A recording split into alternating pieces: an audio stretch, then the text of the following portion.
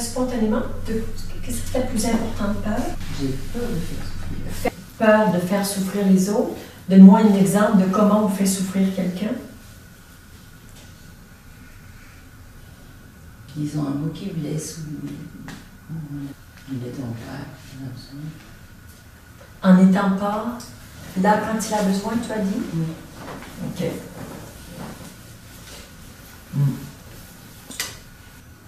Tu as déjà blessé quelqu'un?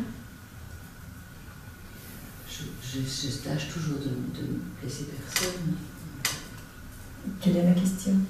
Et j'ai quitté mon mari, qui me faisait beaucoup de mal. J'ai toujours eu peur de l'avoir abandonné parce que c'est ce qu'il me disait. Est-ce que tu m'autorises à te parler à cœur ouvert?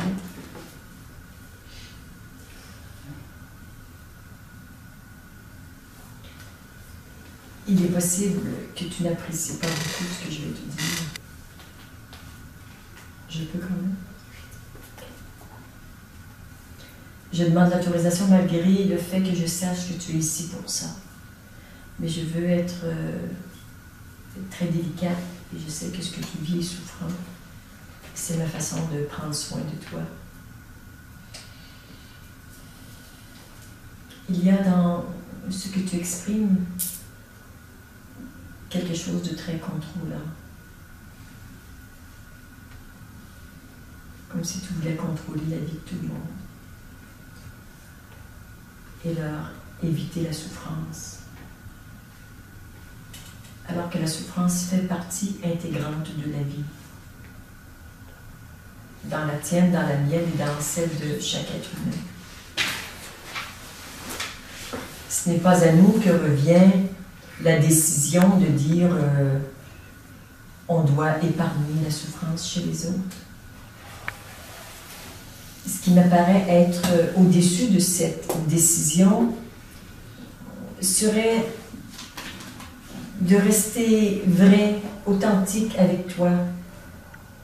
Et à partir du moment où tu sais que cette relation n'est plus nourrissante pour toi, qu'elle est même toxique, que ça ne va plus, ça ne fait pas ni de toi ni de ton ex des mauvaises personnes, mais simplement que le chemin que vous aviez à parcourir ensemble a pris fin. Et que nécessairement, il y aura une réaction parfois difficile chez les enfants. Et sans doute que de vouloir les protéger de la souffrance, c'est de leur dire que tu ne fais pas confiance en leur capacité à traverser l'épreuve et à en sortir grandi. Que tu voudrais aller au-delà de ce mode de fonctionnement de la vie qui est nous apprenons à travers nos épreuves. Et c'est à travers les épreuves qu'on grandit le plus. Et quelqu'un qui voudrait m'éviter de vivre des épreuves, je dirais, mais t'as rien compris à la vie. Nous sommes toujours, ou plus ou moins toujours, dans un processus de chenille en train de devenir un papillon.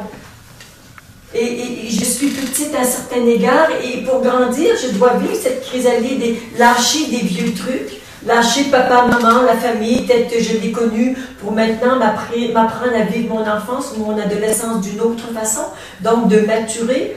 Mais là, j'ai un ou deux parents qui me disent « tu ne vas pas t'en sortir, je devrais t'éviter ce passage difficile de la chrysalide, donc je te garde comme tu étais, je te garde enfant, parce que je n'ai pas confiance en toi. » Mais ça veut surtout dire que tu n'as pas confiance en toi, pas en nous. Les enfants doivent affronter des difficultés pour grandir. C'est pas la seule, mais une des façons de grandir. C'est pareil pour toi, c'est pareil pour ton mari. Même s'il te dit que tu l'as abandonné, ça parle de son sentiment à lui d'abandon qui était déjà là bien avant toi, que cette séparation réactive et éventuellement lui donne l'occasion d'aller guérir. Mais tant et aussi longtemps qu'il te considère comme étant responsable, voire coupable de son sentiment d'abandon, il n'est pas en train de grandir. Et peut-être que éventuellement, il pourra tourner son regard vers lui et vraiment prendre soin de son sentiment d'abandon qui est en lui et dont lui seul est responsable. Il y a des centaines ou des milliers de personnes qui peuvent nous faire sentir abandonnés ou rejetés. Alors, ou bien on dit à tout le monde, attention, je ne veux pas me sentir rejeté ou abandonné, ou bien je m'occupe de ça, je guéris mes blessures, et puis après, faites ce que vous voulez, je ne vais jamais me sentir rejeté ou abandonné. Alors voilà, il y a quelque chose qui a besoin de bouger dans ce sens-là, par rapport à toi. Et quand on sent le besoin de contrôler la vie, en général, y compris la sienne et celle de ses proches, c'est que derrière tout ça, il y a une peur. Et tu as parlé, la peur de faire souffrir.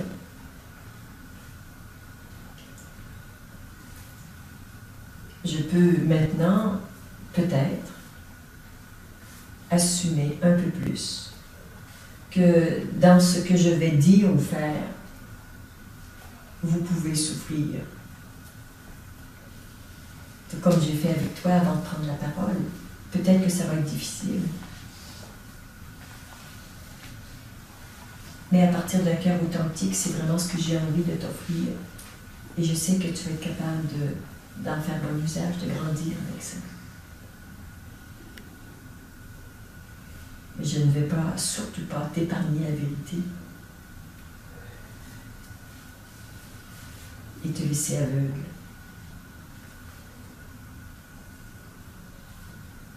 Parce que tu es aveugle. Tu ne vois pas.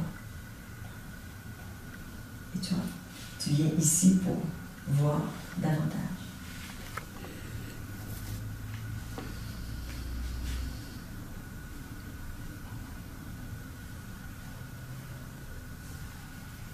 Alors, en cet instant, de mon cœur à ton cœur, il y a une invitation à te détendre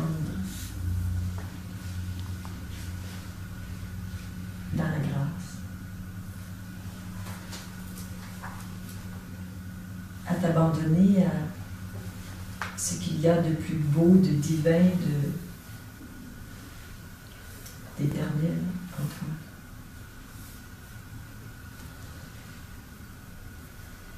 Tu peux te déposer à l'intérieur de toi en toute confiance.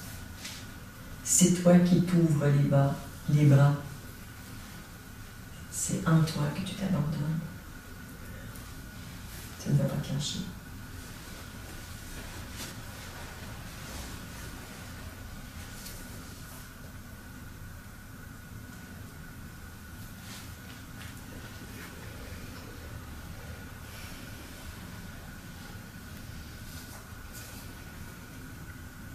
Qu'est-ce qui se passe en toi? Je te dis merci. Merci de me permettre de voir la beauté de ton cœur. Et ton ouverture pour que quelque chose se transforme en toi.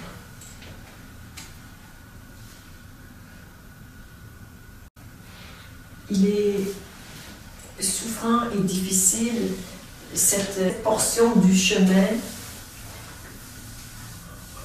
où on se sent obligé, motivé d'être une bonne personne.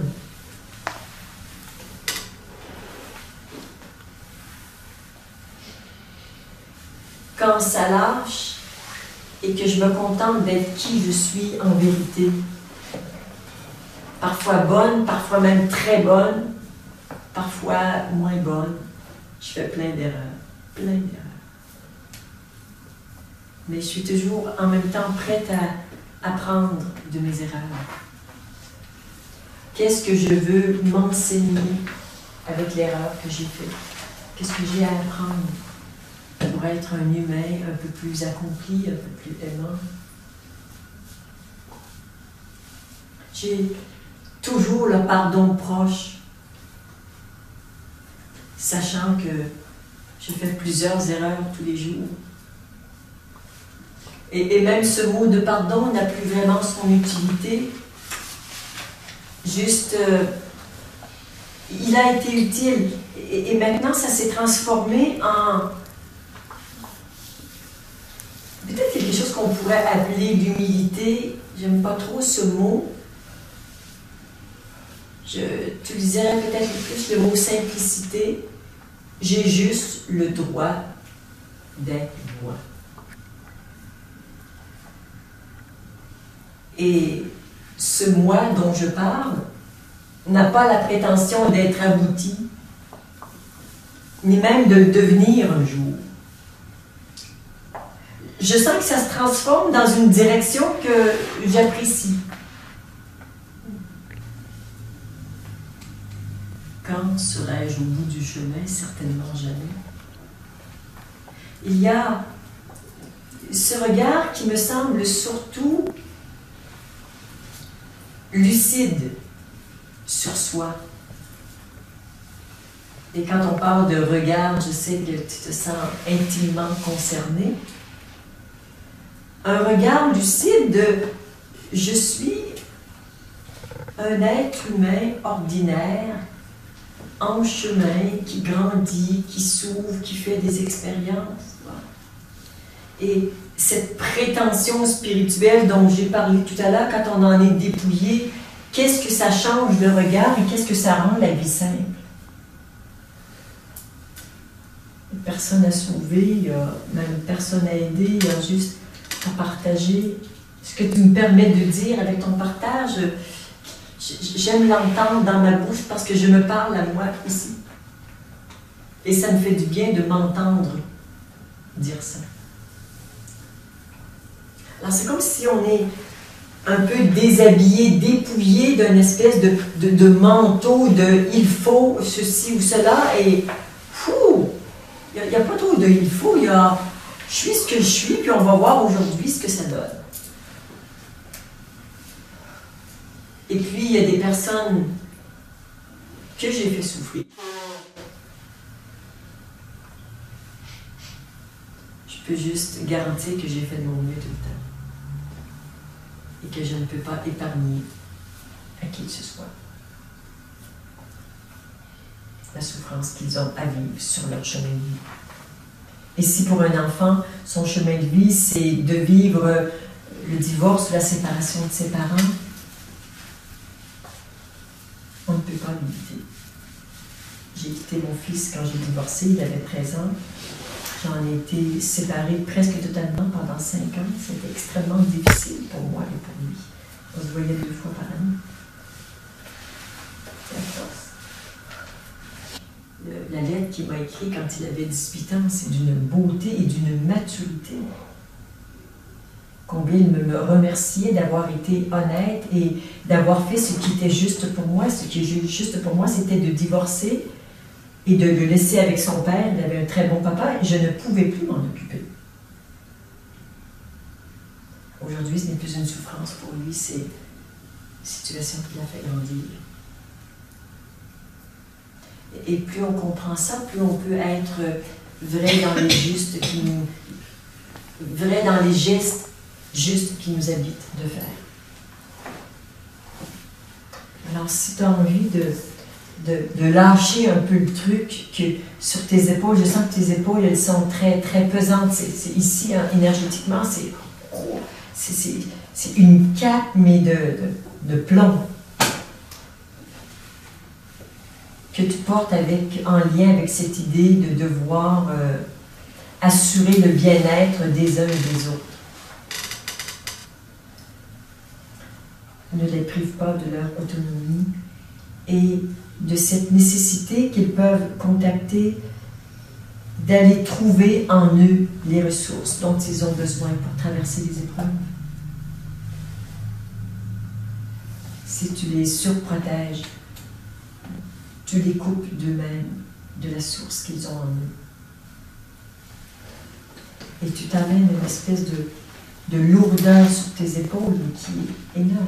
Tu dois avoir mal dans les trapèzes. Hein, quand on porte le monde sur ses épaules, c'est lourd.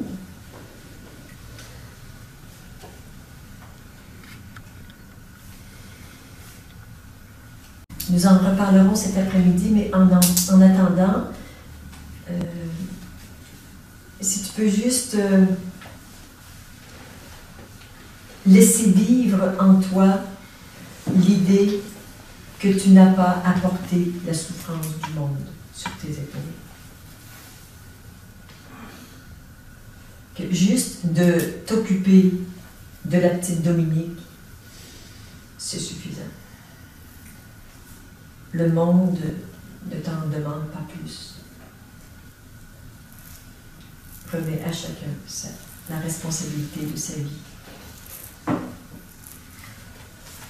Et sois juste présente à eux si tu peux les accompagner.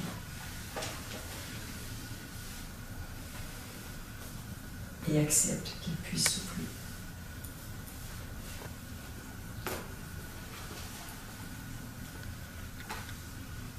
Comment ça résonne?